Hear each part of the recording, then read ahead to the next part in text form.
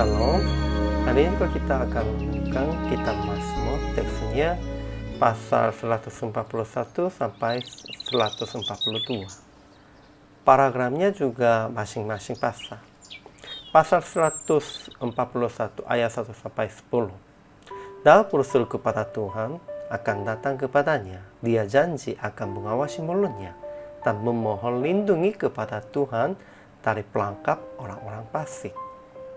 Paragraf yang kedua, pasal 142 ayat 1 sampai 8. Daud berseru kepada Tuhan tentang keluhannya dan kesesakannya dan memohon Tuhan akan mengeluarkannya dari dalam penjara daripada orang-orang yang mengejarnya. Kesimpulannya, Daud berseru kepada Tuhan, "Datanglah segera kepadaku, berilah telinga kepada suaraku." Tetapi juga berharap akan doanya menjadi seperti persembahan kepada Tuhan dan akan mengawasi mulutnya, menjaga pintu bibirnya supaya tidak menjadi seperti orang fasik. Sekalipun tulang-tulang orang fasik berhamburan di mulut dunia orang mati, dia memohon lindungi kepada Tuhan dari pelangkap orang-orang fasik.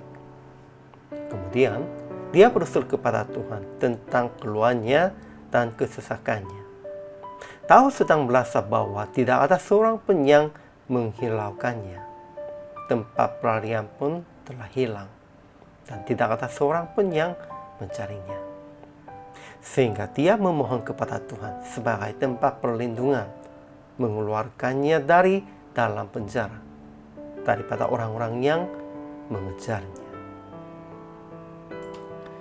Kalau begitu, ajaran tentang Allah. Pertama, Tuhan akan datang segera untuk menolong kita.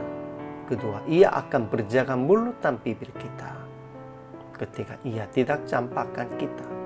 Keempat, Ia akan mendengar curahan keluhan kita. Kelima, Ia tempat perlindungan kita, bagian kita di negeri orang-orang hidup. Hanya andalkan Tuhan, hanya berseru kepada Tuhan saja. Ia akan datang segera. Kemudian, ajaran bagi kita. Pertama, kita harus berseru kepada Tuhan sampai doa kita baginya seperti persembahan ukupan dan seperti persembahan korban pada waktu petang. Kedua, kita sendiri harus berjaga mulut dan lidah kita supaya tidak berbuat yang jahat dan akan terus berdoa menentang kejahatan-kejahatan mereka. Ketiga, kita harus mengaku kelemahan kita dan memohon mengeluarkannya dari dalam penjara daripada orang-orang yang mengejarnya. Aplikasi pertama, berseru kepada Tuhan dengan hati mempersembahkan korban kepadanya.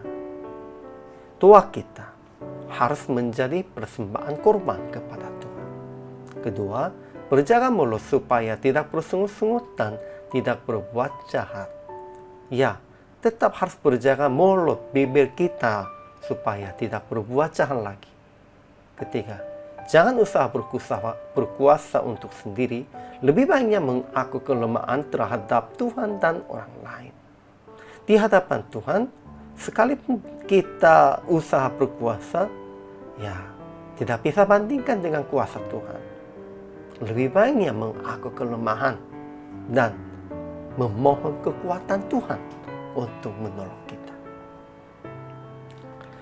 PR praktek hari ini, mempersembahkan korban dengan doa sambil korbankan waktu, hati, dan yang cukup menghargai Anda supaya dilepaskan dari kesulitan. Ya, kita harus mempersembahkan korban dalam doa dan mengorbankan waktu, mengorbankan hati, dan mengorbankan yang cukup menghargainya. Kalau begitu, Tuhan pasti akan melindungi dan melepaskan dari kesulitan dari orang-orang fasik.